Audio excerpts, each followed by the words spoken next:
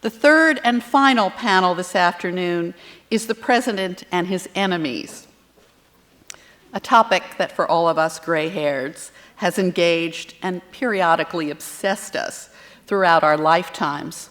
In fact, I first saw one of our panelists daily on television when I didn't have gray hair just a few years ago.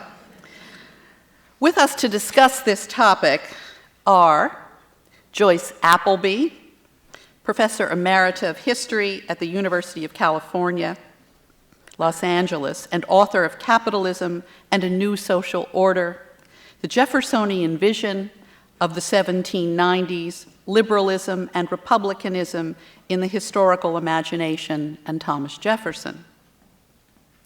James McGregor Burns, a Pulitzer Prize-winning presidential biographer and the author most recently of Transforming Leadership, The New Pursuit of Happiness.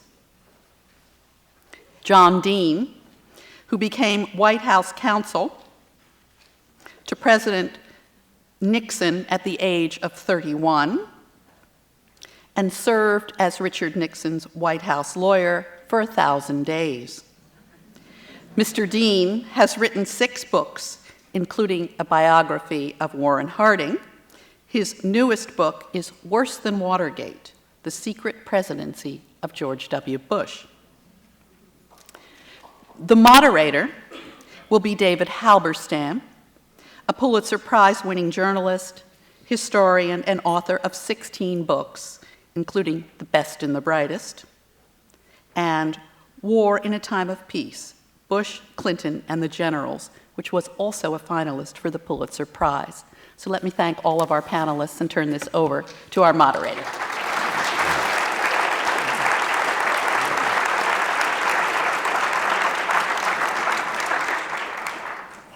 Well, I'm the moderator, and I have good credentials for the press and its president and its enemies, because I went 2 for 3 on the presidents. John Kennedy asked the publisher to pull me out of Vietnam when I was there in 1963, and Lyndon Johnson, taking time off from his extremely difficult duties as President of the United States to double as Minister of Patriotism, said that my young colleague Neil Sheehan and I were traitors to our country. But regrettably, I did not make the Nixon enemies list, and that would have given me the hat trick, and it's been an enormous disappointment in our family. My daughter has held it against me on occasions. Our group is self-evidently distinguished. It self-evidently spans the time from Jefferson to the present. We huddled on the phone the other day, and we sort of thought maybe we could divide it a little bit into genuine enemies that the presidents have, and then, in effect, the self-inflicted wounds of presidents who, out of their paranoia, create enemies where enemies don't exist.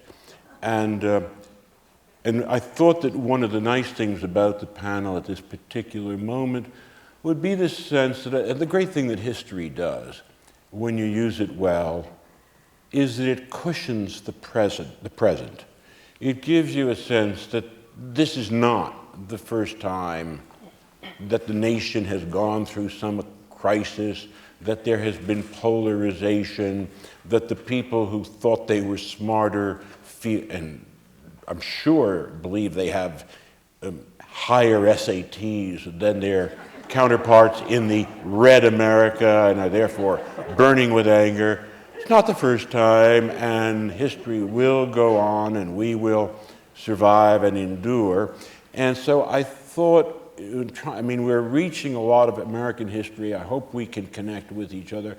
But we're going to start with about 6 or 7 minutes from each panelist, and I thought that we'd maybe go chronologically, and that therefore I would start with Joyce Appleby. And we'll just, maybe it'll work and maybe it won't, but you can't get your money back. Well, I think political parties create enemies, and they certainly had an explosive effect on George Washington's first administration. And the Founding Fathers had simply not anticipated there would be political parties. They had known that there were going to be differences of opinion, as there were with the Federalists and the Anti-Federalists, or earlier in the state legislatures there were creditor and debtor parties, but they did not anticipate organized parties, and they weren't prepared either psychologically or intellectually for political parties when they did emerge. They were, all of them, trained as politicians in a colonial era in which political discussion was a very decorous affair. It was done among gentlemen behind closed doors.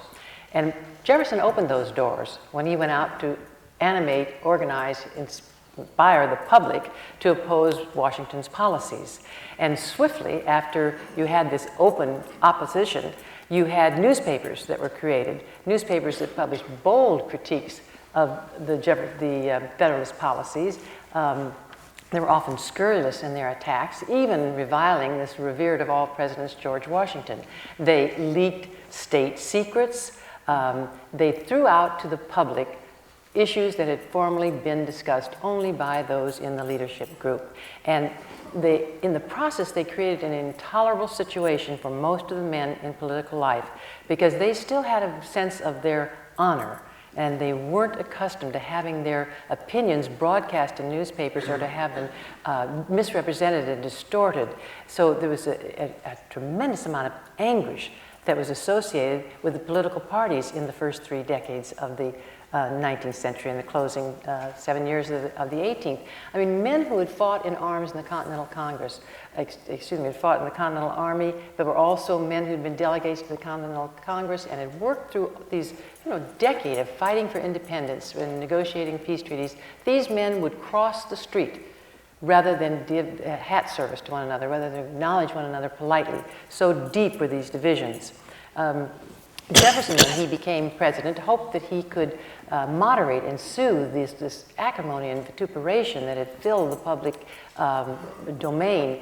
And you may recall in his first inaugural address, he said we were all Republicans, we were all Federalists. This was an effort to reach out and bind the nation. Well, it didn't work. His election only cemented the political divisions that had already existed.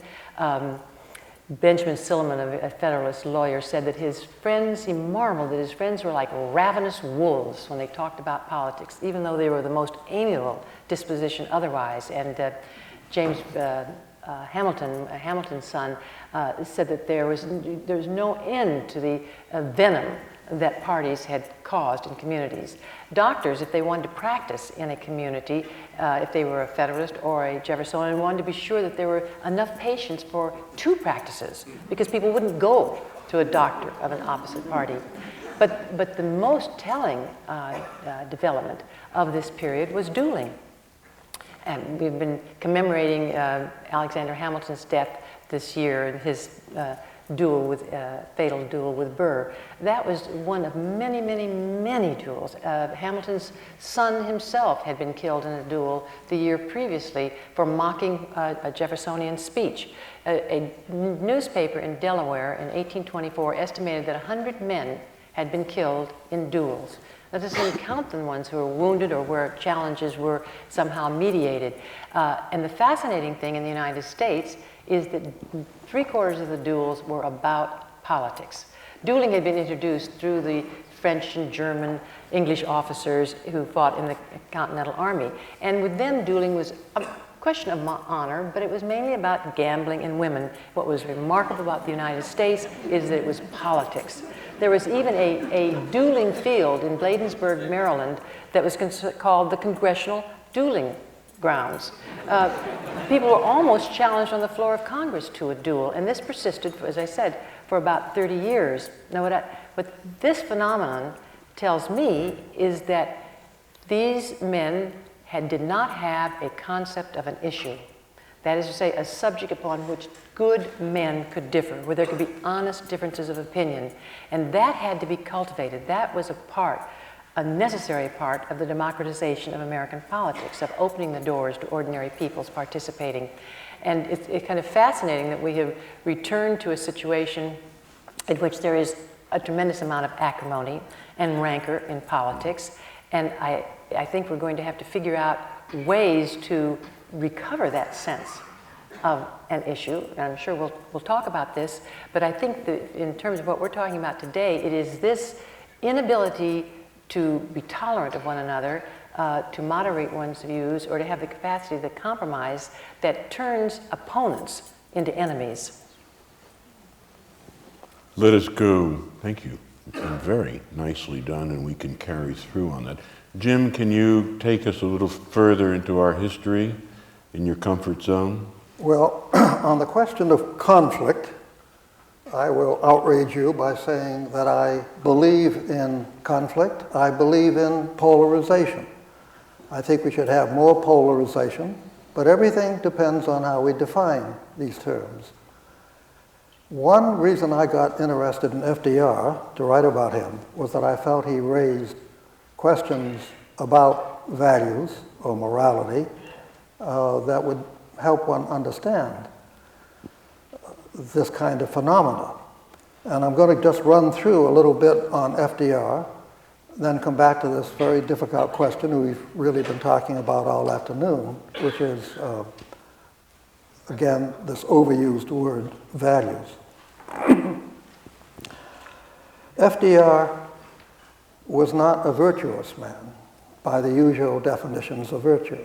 He lied, he was unfaithful to his wife, and we could mention other aspects of his life, but he was not a virtuous man in that traditional sense. He often was not an ethical man. He, in the ordinary world of politics, he did not live up to promises. He dissembled, he fibbed, lied, if you wish, and so on. But what seems to me the most crucial value is the level of public values. And that's, it seems to me, where he was magnificent. And I go through this because everybody has to make a definition, and particularly in a university like this, about which of these sets of moral values or ethics or virtues, which do you feel are more important? What is your hierarchy of these elements of leadership? Mine, I think I should make clear. I think people should be virtuous, but I don't test politicians particularly on virtue. We had a discussion of this earlier. I believe in ethical connections. It's particularly important to what many students here will be going into, politics, business, law, especially law, the importance of ethics. But at the top of my hierarchy, not necessarily your hierarchy, are the great public values. So if I put that much emphasis in terms of transforming leadership, leadership for change, leadership for intended change, leadership for principled change, leadership for enduring change, if I put that much emphasis on public values as against something that might be different for you, then again, it seems to me I have to rate Roosevelt at a very high level. Our excellent participant earlier, David Gergen, feels that Roosevelt was devious. He's absolutely right. American politics in particular makes for deviousness. But the question I would raise, because I would put deviousness at the level of ethics. So obviously to me, deviousness is not the crucial point. The crucial point is what you do, what you believe in, what changes you make.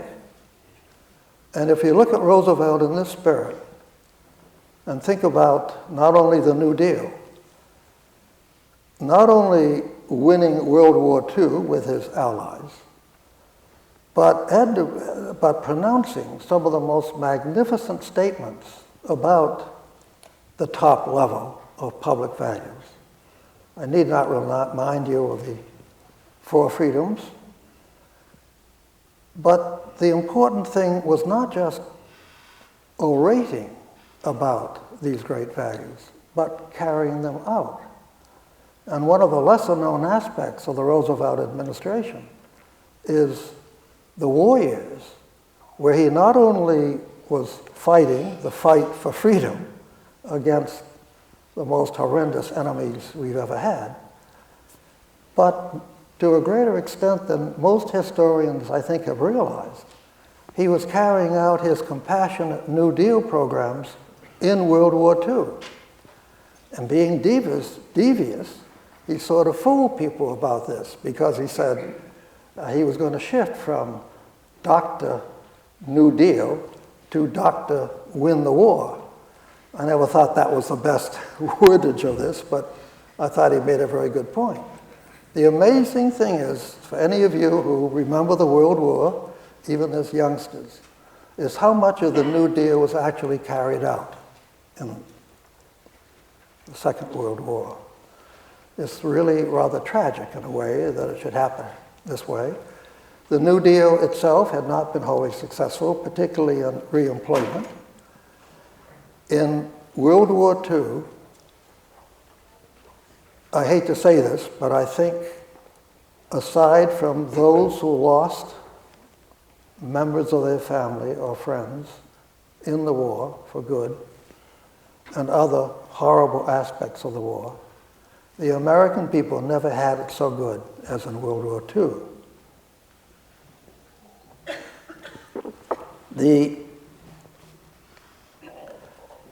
First of all, he was carrying out the fight for freedom instead of just talking about it. Secondly, he was connecting freedom with these fundamental changes that he had tried to bring about during the New Deal.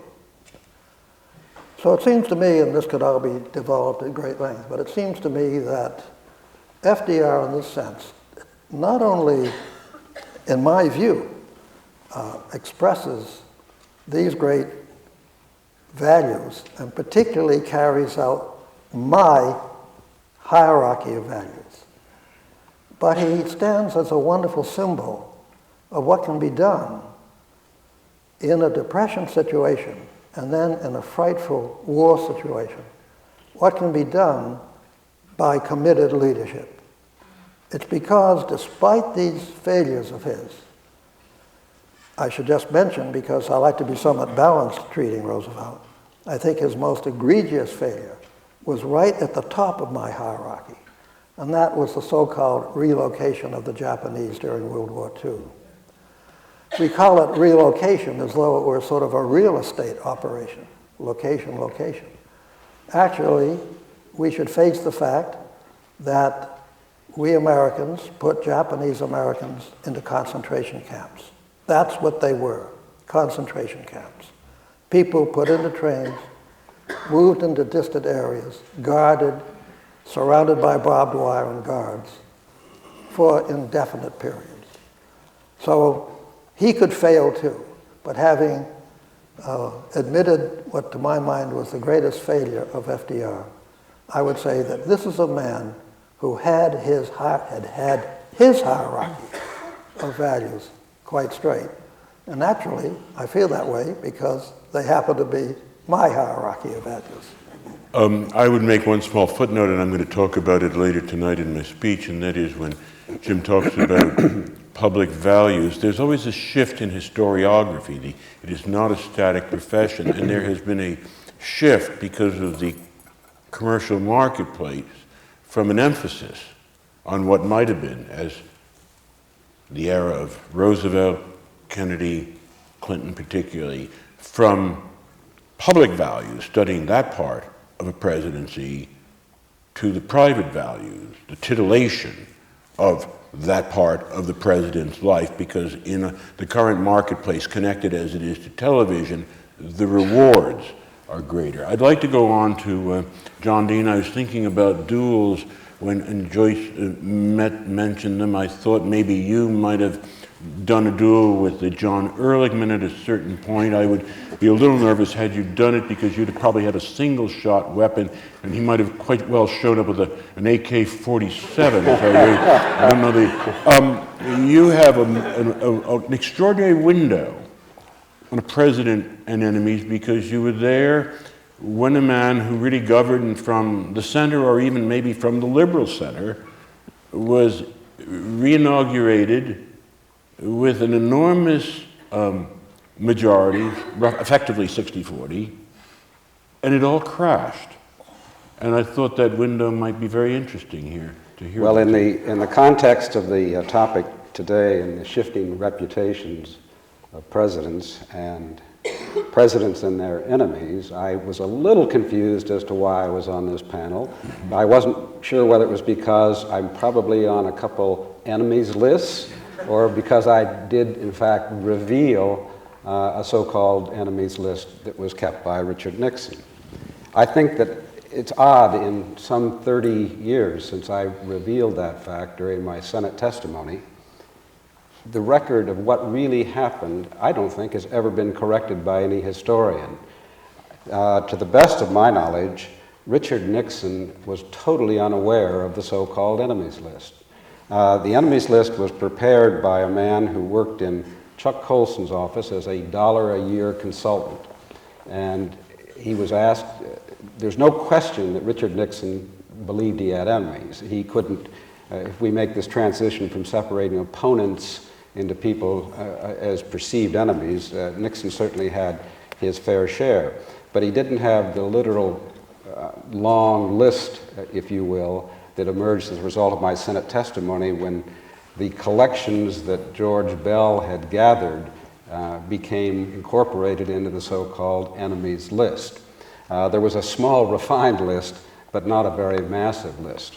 So I don't think we've ever gotten that straight. Now, having been something of a student of the presidency for both as an undergraduate and graduate, and then having been inside the operation, one draws a certain conclusion about who might be the natural enemies of presidents and their reputations.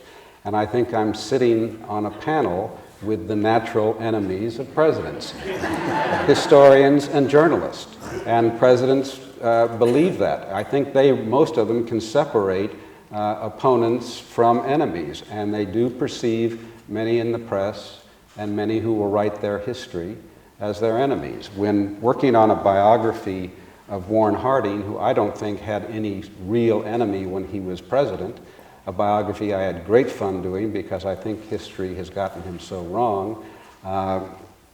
When he did die in office, he indeed discovered he had many enemies, and they were more philosophical enemies that went after him, and they were primarily journalists and not historians. For Nixon, I think that Nixon has proven himself to be his own worst enemy. As Bob Woodward says about his tapes, the tapes are the gift that keep on giving. And it has been endless for all these years. And probably we have still not, I think there are another 1,000 hours of tapes yet to be released. So Nixon's personality, his governing style, his entire operation is revealed to the world as no presidency ever has been before. And it's not very pretty. We're inside the sausage-making machine. And the way it is ground out is, I say, not always very attractive. I wondered, I mean, it really was greatly self-inflicted, wasn't it? I mean, he sort of, almost psychologically needed people to be against him, whether it was the East Coast people who had gone to colleges he hadn't gone to or whatever. I mean, there was really an emotional need for that, wasn't there? Well, there was a very interesting shift in the Nixon White House. When I first went in the White House, it was rather open. As White House counsel, I wanted to know what the rules would be for working with the Congress and providing documents and things of that nature.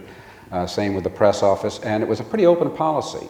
It isn't until the leak of the so-called Pentagon Papers in June of 1971 where you really have a defining moment in the Nixon presidency. Every bit as defining to the Nixon presidency as 9/11 would be to the Bush presidency. And after the Pentagon Papers come out, it is a dramatic shift in the entire attitude. That's when the so-called illegal activities, that's when you create the plumbers unit, that's when Nixon really increases the number of people he perceives as his enemies and takes extreme actions and illegal actions which he wants to justify in the name of national security. And it's truly the imperial presidency unchecked and gone wild. Joyce, I wondered if you might ponder something or free associate, but it strikes me that in the evolution of the presidency and the parallel evolution of America as a great power into a superpower, into an almost hyperpower, that the pressures on the president are inclined to become greater and greater, almost in a way unbearable. They're not just domestic pressures. There are pressures from this country, that country, this group. At the same time, there is an immediacy of access to, whether it's print or now television or internet, to its critics. And I wondered if as well the process to get to the presidency is so distorted and hyped up that the pressure, the emotional pressure over the 150 years or more of American history has gotten worse. And secondly, are we picking out people who by their nature, interesting little thing, are more egocentric and therefore more likely to personalize things with enemies? So would you like to just, that's a nice little question that you could get 4 books out of. Would you like to play with yes, that? I was thinking that I think what you say about the campaigning is critically important, because to an astounding degree, the men who were the revolutionary elite continued to govern America into the 3rd decade of the 19th century. In other words, they were the pool of men. Washington, Jefferson, Adams, Madison, Monroe, and they didn't have to fight vigorously to be nominated, nor did they have to go to the public to be nominated, certainly not in the same way. So that is a filter that's quite different. Here you have a filter which is really more like the British system of men who impress their peers and rise to the top and are the acknowledged leaders, as opposed to having to go out to the public and, as it were, sell yourself. So I think that's very different, and it certainly has had an enormous influence on the kind of people who have become nominated, or wanted, as you say, to become nominated, people who could even stand this kind of competition and exposure. But I'm not sure the pressures of the presidency are much greater. Yes, we can certainly say that it's a much more complicated universe over which they are concerned, but the Founding Fathers had a tremendous sense that they had done something astounding, that they were the last best hope of the earth. I mean, it was sort of an exaggerated sense of the importance of what they had done in creating, but it was, after all, a little country of quondam colonies. It wasn't as though the whole world thought America was going to be what America is in the 21st century, but they felt that way. And they felt that in foreign policy. Here they are leading the country at the time of this titanic war, the Napoleonic Wars between France and England. How are they going to keep this country afloat? There was still grave uncertainty as whether or not the United States would occupy the North American continent. English had a stance, Spanish, French. So I think the pressures were every bit as great. One of the things that interests me, and it's a little bit about what John Dean has talked about, though not quite the same, but one of the pressures on Jefferson was how to form a civil service, how to fill the patronage positions he had with people loyal to him, loyal to his party, and not outrage people who had offices, whether they were justice of the peace or customs collectors. And this was probably the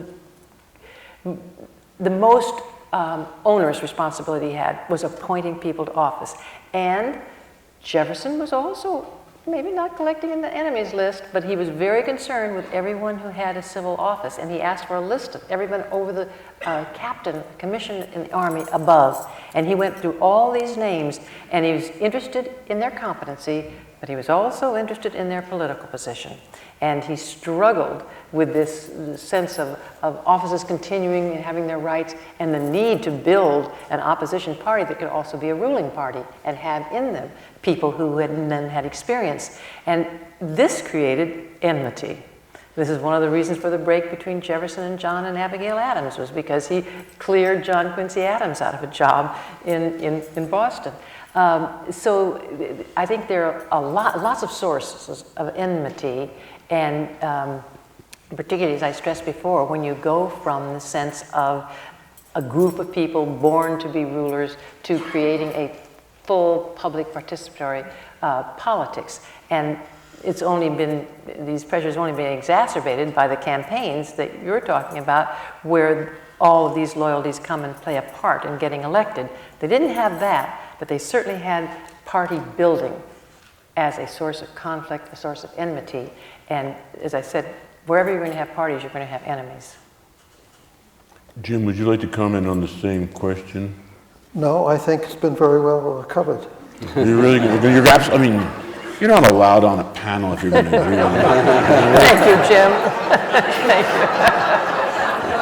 I would make the same point in a somewhat different way. I think part of the problem with the American presidency is the personalization of it and the fact that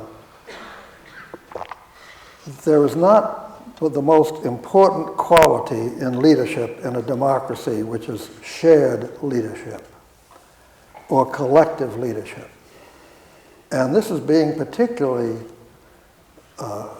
obvious today because of what Bush is doing in the White House, converting an already rather lean cabinet, rather focused group, into an even more so group by the kinds of appointments he's making.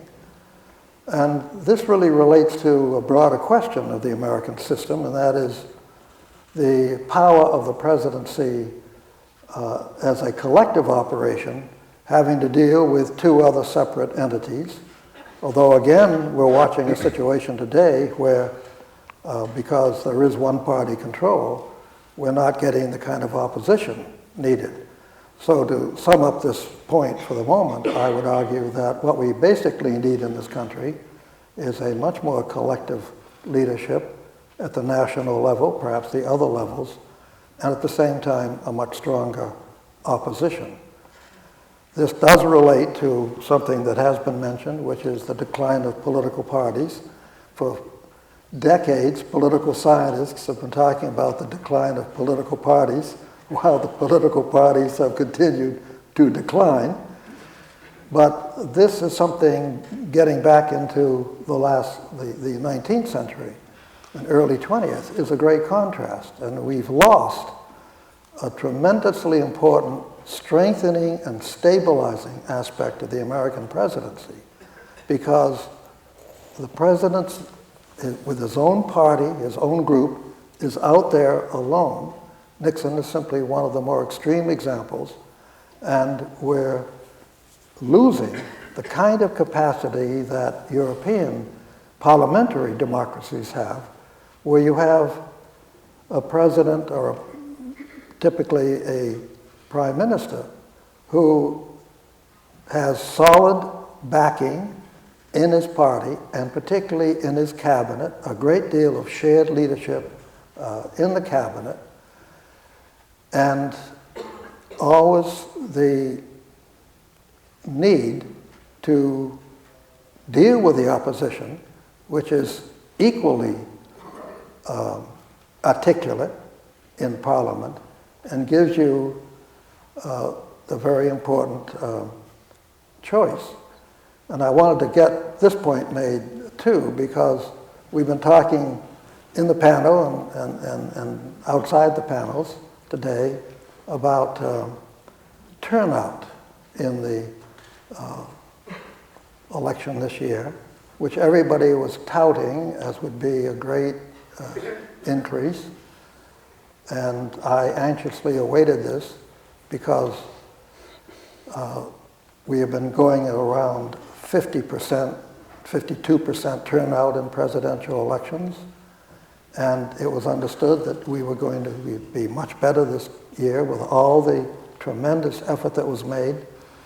The last statistic I've heard is that it's either in the, depending on how you count it, in the upper 50s, maybe 60. And to my mind, as part of this whole problem that we're talking about, the absence of 40% or 45% of the voters, or would-be voters, or potential voters, in these elections is something that is not much discussed. And I keep asking, why? After all the hullabaloo, all the emphasis for a whole year on the election, typically 50 or 45% of the people do not vote. And so I'm sometimes asked, well, why not? And I'm not sure why not. I wish we knew more about this. But I think one reason relates to the whole discussion we're having this afternoon. And that is, if you ask most of these people why they didn't vote, they would say, it doesn't matter. But I think it does obviously matter. I think sometimes this election was unusual in that such a vast part of the country felt it was a fait accompli, that if you were in the very red, you were in the red, and you were in the blue, you were in the blue, and if you were in New York, it in effect didn't matter because it was contested but uncontested. It was as if we were in the press box or on the sidelines in an election that was being fought out in Ohio, Florida. I have rarely had a sense of being so powerless in an election in terms of my own franchise, because unless I went to Ohio, Pennsylvania, or Florida, my vote wouldn't mean.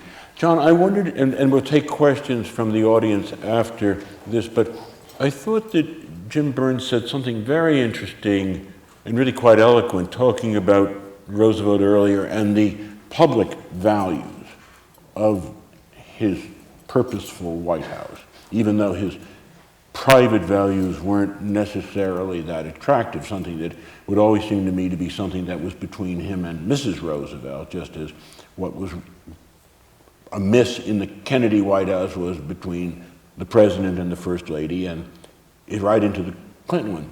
You served and have now written about a second White House where, in effect, the private values are values that would be now embraced in the changing definition of values that we have in this country. Public values seem to be in a televised age and an age of where there have been 25 mini-series on the Kennedys, all about, none about what was happening in the Cuban Missile Crisis, but a great many about who was and wasn't doing what to whom. I would wonder if you would just do a little bit for us on being in those, writing about one and being a part of a second of what happens. What is it like when the private values are acceptable but to a mass of the country, but the public values, in fact, seem somewhat skewered, and indeed, in the case of, for instance, Nixon, almost hostile towards a greater good or resentment of the American people? Is there it's almost, sometimes I think of Nixon and I think of a virus. David, let me put it in and I don't mean to be cynical in addressing it this way, but it was one of the real eye-openers to me when I went into the Nixon White House. It's one of the things that I've seen repeated in this Bush first administration, where all of the public considerations, if you will, whether they be foreign or domestic, are through the lens of what it means for re-election. The entire first term of both these presidencies have been devoted to getting a second term. I can't think of almost any decision that Nixon made during his first term that wasn't so considered. That being the key public value for Richard Nixon: will this help or hurt me get back in? That was one of the reasons that I, of course, was critical of the Bush administration. We have not seen since Nixon a perpetual campaign. We didn't have it with Ford. We didn't have it with Carter. We did with Reagan to a degree, but nothing like Nixon or later Bush II. We didn't have it with Bush I. To the contrary, he didn't want political people influencing his decision-making. We did have it to a degree with Clinton. A bit of it in Clinton, I think. Yes, yeah. But not to the degree of Nixon. And we're back, he managed to be two Clintons, yes, I think, at critical points. But in trying to judge the sort of the personal side of the man, versus the politician, if you will. These men are political creatures, and they don't get there by being timid. They don't get there by being anything less than fairly large in ego. And that, to me, has been one of the masteries of Dick Cheney's role. George Bush is a very good head of state. He's not a very good head of government. He doesn't like the minutia, whereas Nixon did. Nixon loved his homework and would go off with it and get deep into it. But we have a presidency now where our head of government, if you will, we don't see much of. And I think he's the vice president, and I think Cheney's genius as a former chief of staff and a former cabinet officer. He is clever enough to let George Bush wake up every morning and actually believe he is president. We are about halfway through, and we have these microphones, and we would be very appreciative of questions that are questions and don't go on too long.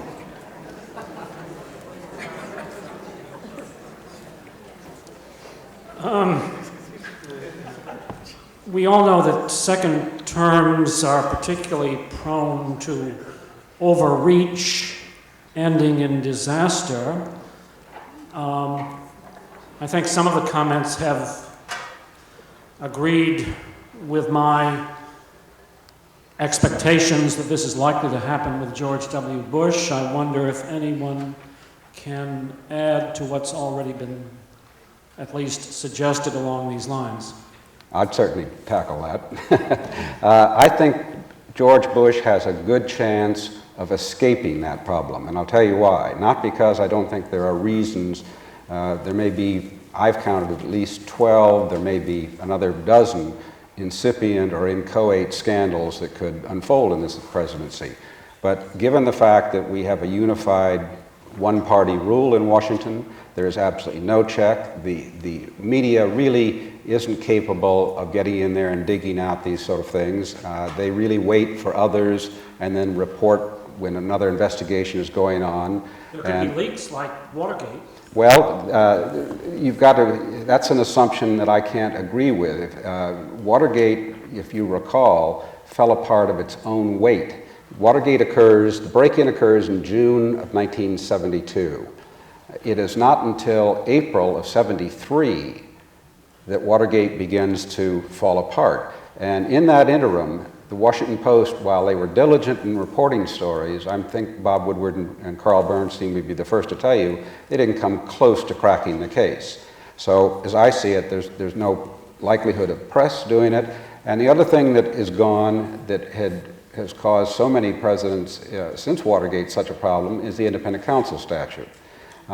Given that triggering device no longer being in existence, as I say, the likelihood of Bush being confronted with it, unless he loses the Senate in '06, I think he will be unscathed. Does anybody want to add something? Yes. Just as a PS to that, it seems to me that the worst aspect of that amendment that was passed to get spite Roosevelt or Roosevelt's memory, that is the anti-third term amendment, was the most irresponsible thing, because putting aside the FDR aspect of it, you're creating automatically a presidency that is not going to be tested at the polls. You're automatically creating a lame duck presidency. So I'm one of those who favor the repeal of the anti-third term amendment, so that we might have more responsibility, because even though typically we will not want a president to serve 3 terms, we want presidents, I think, in the second term who think they might want to serve a 3rd term. I would make one footnote to that, and that is, I think it's going to be a very hard presidency. I mean, he may get through it and all, but it's not a mandate. Not a mandate on Iraq, believe me. It's not a mandate on the economy. I think that they did a much better job. I think 2 things caused the election. One, the residue, still, the power, the leverage from September 11th to an already rather evenly divided country, and the fact that Rove and his people did a better job of getting his army out than the Democrats did in these selected battlegrounds. Ohio, I think, is a particularly good example. But I have a profound sense that Iraq is a disaster, that it will be draining, that it will become ever more apparent that we have nothing working for us politically and profound stuff working against us, that we have punched our hand into the largest hornet's nest in the world. I have a feeling that an economic policy that goes for tax breaks while you're fighting a two-pronged war will eventually show itself. Two-pronged in what way? Two-pronged war. I mean, Afghanistan, the war on terrorism, plus the war in Iraq, while cutting taxes, has some tripwires built in. So I don't think there's a mandate. He might be able to last it out. I mean, there is a control of the Senate, the House. But I would think that it's going to be a very, very, very difficult time, and I think the American people are going to be very unhappy as events unravel really, or show themselves as to what they are in Iraq. I think it's going to be quite tragic. David, I'd like to address this question to you. My name is Don Ryan. I'm an ordinary citizen. My question really ties together the first panel and this panel. We're talking about the press and we're talking about enemies. And I was reminded that 30 years ago, I was a student at Boston College. I took a class called Propaganda in a War Climate. And Jack Beatty's comments earlier today really struck a chord with me when he made that very impassioned talk about propaganda and what might be going on in Iraq right now. So I wonder, do you think that the role of the press right now is to get out and maybe become an enemy of the administration? Or is it waiting for the people to come back out and stand on the steps of the Capitol or to occupy Lafayette Park? And then you'll report on our anti-war activities? Or should the press get out and say, there's a moral imperative for us to get out and make this an issue that draws attention for those people who aren't reading the papers or aren't reading the Atlantic Monthly? Well, I think it's the job of the people to get out if there are issues that they should rally around. I don't think the press should take this kind of leadership role. I don't think that is its role. I think what we want is an independent press. We would like to have a press that spent more time investigating issues, but I think we underestimate the cost of that. Most reporters have to cover a dozen different stories in different fields, and they can't be experts in all those fields. So I don't think we should count on the press, turning them into our spiritual core or our investigative unit. I think if these are real issues that are a concern to the American people, then they have to get out and enunciate, and they have to find ways to move around the parties. If the party is bottled up in the House, an opposition party, or the House and the Senate, then I don't think that should be just the end of it. I think it's a time for some inventive politics, and we've had that. Certainly the anti-war movement in Vietnam didn't start in Congress. It started outside, outdoors, where Jefferson believed that political action ought to take place. And I think it's going to be a question of how seriously we take these issues, whether it's the tax cuts, or whether it's the war, or whether it's an aggressive foreign policy, or whether it's appropriate foreign policy. I don't think we should expect the press to do this. Okay, I was just wondering because the press seemed to wear enemy of the president as a badge when you think about Dan Shore and others who talk about it even today, whether there would be a more activist press to maybe rally the folks to get out and do more than they're doing. I think it is the onus on the people to make that move. But well, this was an administration that seemed almost press immune. I mean, that is, no matter what the reporting was, rather later than earlier in the game, about weapons of mass destruction, what was happening in Iraq, etc., it really didn't seem to have much effect. Essentially, I think it did, actually. I think if it had not been for the Iraq invasion and a growing sense in much of the country that it didn't work, the election would have been 55-45, as it was. It was turned into something of a cliffhanger, and I think the Bush people thought as late as the day of election that they might lose. I think that Iraq was a powerful undertow working against him. It was much, much closer, given the enormous political leverage for the White House that 9/11 gave it in terms of intimidating the opposition party and the media. The media is, it seems to me, for a variety of reasons, both more timid now because of 9/11, although beginning to come out of it, but structurally quite weaker than it was 30 or 40 years ago. The networks, never a great bastion of courage, but pretty good 30 years ago, are really in giant corporations now that don't like them, don't have any great respect for the newsrooms, and essentially want to get out of the news business. The many serious and rather good non-national papers, not unlike the one that Tom Wicker and I worked for in Tennessee, are now owned, and we're a very important part of a larger journalistic democracy, are now owned by great corporations like Gannett, and largely regard their real customers as people who buy the stock, not the people who buy the paper, and are really so bland as to be almost non-existent. You're down to 4 or 5 really very distinguished papers in the country, whether it's Wall Street Journal, New York Times, LA Times, Washington Post, and a handful of others. It is just not as powerful an instrument as it was in general 30 years ago during Vietnam. Having said that, the truth gets out. It gets out. It's out there. And you can't, I mean, maybe the media should have been better in 2001, 2002, 2003 as this thing built up, but it wasn't. I don't know that it would have made any difference. But people know. Whether they know and will vote based on what they know is an intriguing question in this country at this time. Thank you very much. Robert Friel, Builders for Humanity in Bosnia. It's been an honor and a privilege to be here to listen to all you esteemed scholars today. And I will apologize to Professor Waters for what happened in our historical past. It was an injustice that has and should be rectified by the President.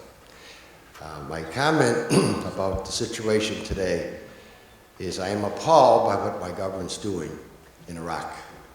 100,000 Iraqi citizens have been slaughtered in the name of Christianity, police. You know, when are we going to wake up in this country? My second question to you all is how do we make the present administration, the leaders of our country, aware of the fact that 1/2 of the planet are Muslim, Chinese, or Indian, and we do nothing in our public schools to educate our students in this reference, in this area.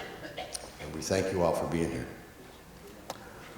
I'm not sure the public schools don't, you mean that they don't teach about the culture and history of China and India? Very little. Oh, I think that's changing dramatically. In most universities, world history is replacing the history of Western civilization. It takes a long time to move an institution, but there's been an interest for the last decade and a half in presenting world history and doing it in a very complicated, sophisticated, and appreciative way.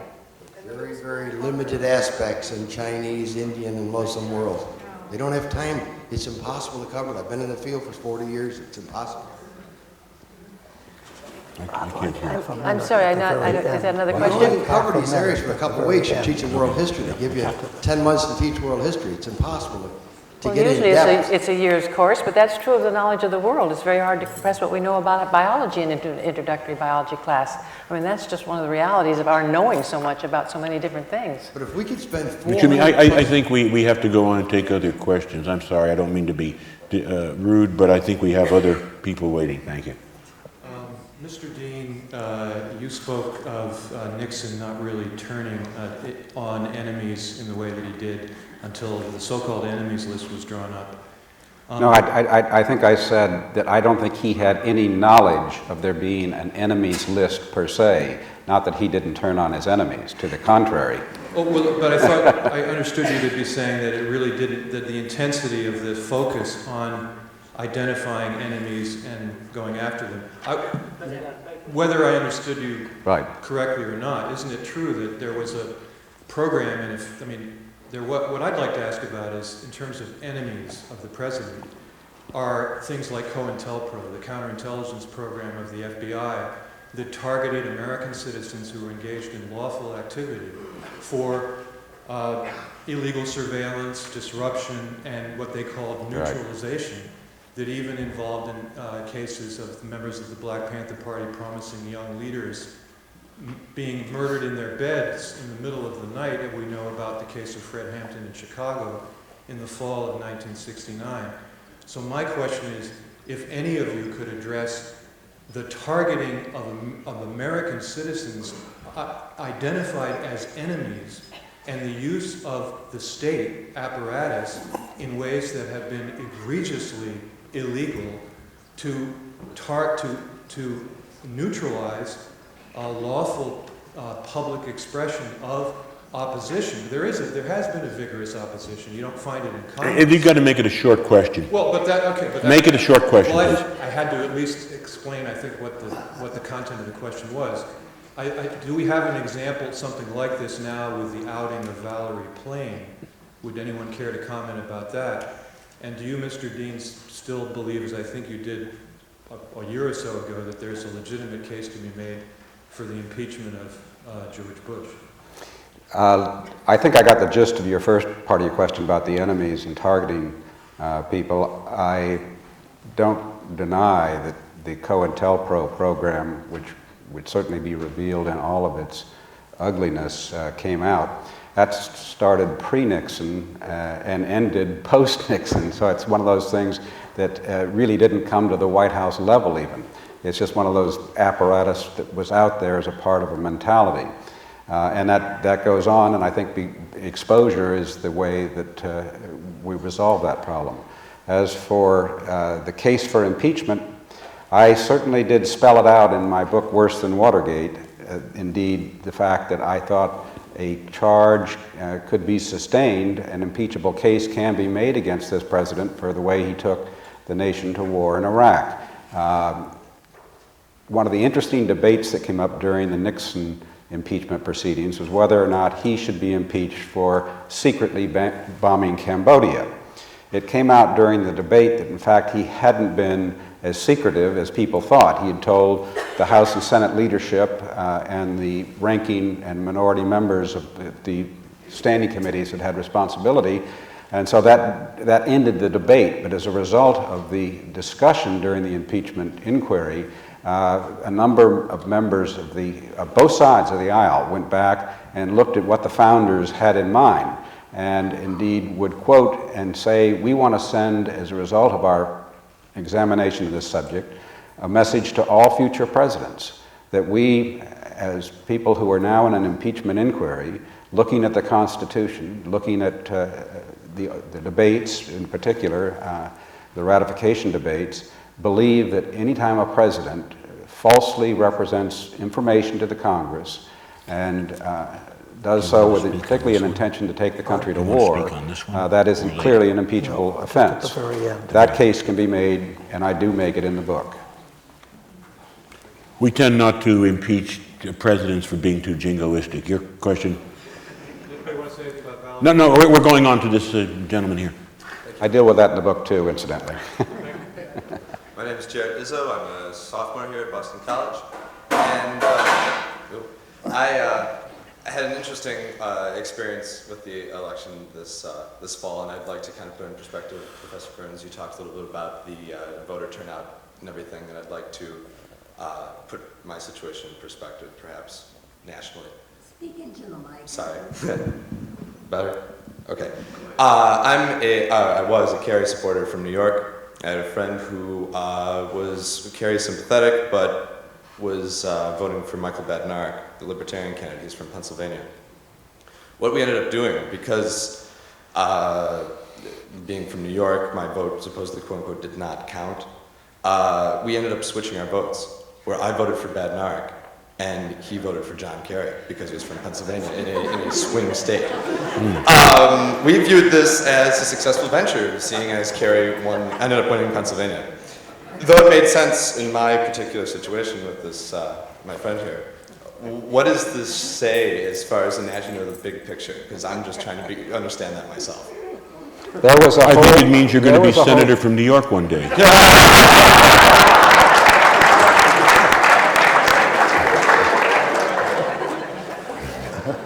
There was an entire brokerage system being set up on the internet for people to swap their votes, and it raises some interesting legal questions.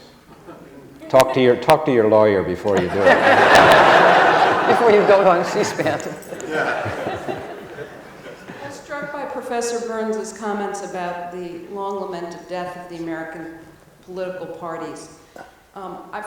I've heard it said that we can date the beginning of the death of the current two-party system to Chicago in 1968, where the democratic machine was unveiled for being just so undemocratic, and that we haven't really developed a workable political system since then. From my point of view, the revision to the primary system, which was supposed to produce a much more lively and productive nominating process this past year than it did, was one more piece of evidence of that. The last piece of evidence I have is a sinking feeling that there is no Democratic Party to regroup in the aftermath of the Kerry defeat. I'd like to hear more about your views about when we lost effective political parties and what we might do to put them back together. Well, this is a question I've been pondering as a political scientist most of my life. And I had hoped that because of the intensity of the Democratic primary conflict and of the whole presidential campaign, that there might be, even in this short period, a kind of rejuvenation of party. But I don't think that happened. And I talked about this with Howard Dean a few weeks ago to ask him a question that relates very much to this, which is how you bring out followers. The study of leadership is very much a study of followership. There is no leadership without followership. We have leadership in this country often without much followership. And by that I mean we don't have a mechanism that allows leaders to institutionalize support, as would happen in the ordinary party system. So I asked Howard Dean about this, and he talked about new techniques of bringing out the vote, new techniques of enlisting, registering people, and we read a lot about that during the campaign. But I said, well, okay, but just how do you do that? And he said, buy my book. So I bought his book. It's the first time anyone's ever asked somebody to buy a book, and the man went down to a bookstore and bought the book. I bought Howard's book, and he lays out a very interesting program for rejuvenating the grassroots in a way that might relate the grassroots to parties, the rejuvenation of parties. But again, it's not very clear as to what he's asking.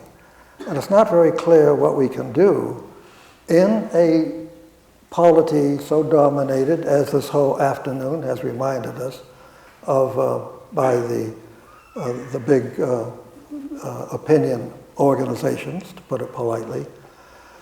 So I think the answer to this question lies in the extent to which at least a large number of the people in the Democratic Party and also in the Republican Party who did get organized, who did go to other states and work like hell and put in tremendous commitments, to what extent will they not just dismiss everything because of this election outcome, but will think about staying in the party. And this probably calls, getting back to the organizational aspect of this, it probably calls for a whole new set of party organizations, much more effective than the typical party committee, of which I'm a member, at in the town and city level. And I think that's where we have finally not only a big organizational effort, but we have to have a big analytical effort, because we haven't yet found the secret of developing strong participatory democratic parties. But what did the Democratic Party in was not just the collision in Chicago in '68 with Mayor Daley.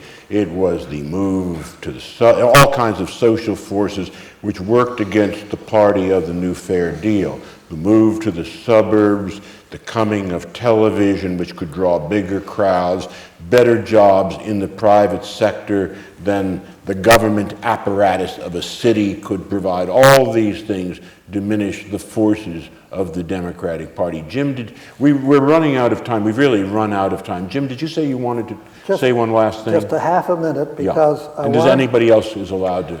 Well, I just want to point out that the two-party system as we know it now is not going to necessarily survive. And it's happened before where parties have had, they are after all big tents under which various groups are under, and sometimes the grouping is ineffective. And we may be in the process of seeing any one of these two parties dissolving into some other kind of a collection. So I don't think because we see these parties in distress or decline in interest, that means that it cannot be changed. I mean, our history is one of many different parties emerging when there are issues that are extremely important and aren't going to be attended to by either one.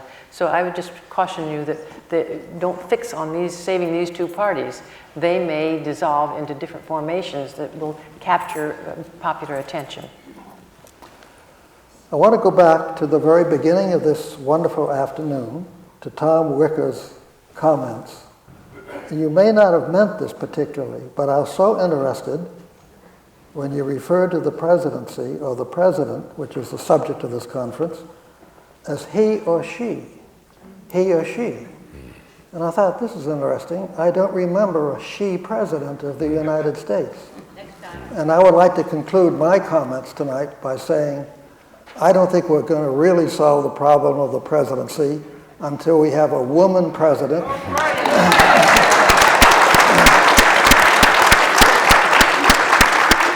And if you want to know who I have in mind, that will have to come later. Okay. Thank you all very much. David?